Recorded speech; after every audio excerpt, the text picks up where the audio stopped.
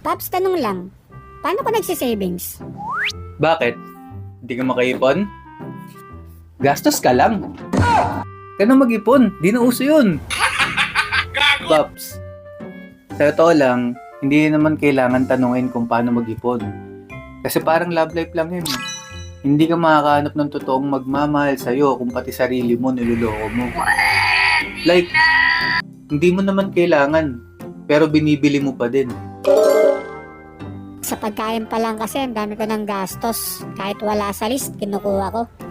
Kaya nga kahit na anong sabihin sa'yo ng taong pagtatanungan mo kung paano mag-ipon, ikaw at ikaw lang din ang magdesisyon sa sarili mo.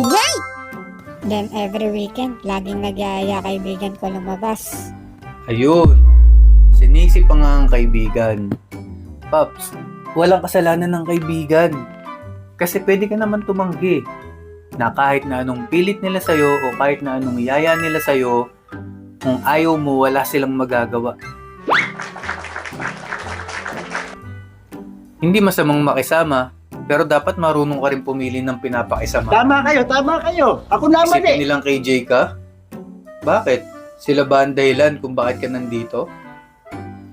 Isipin mo na lang, sa dami ng kaibigan mo, pwede ka na magbawas.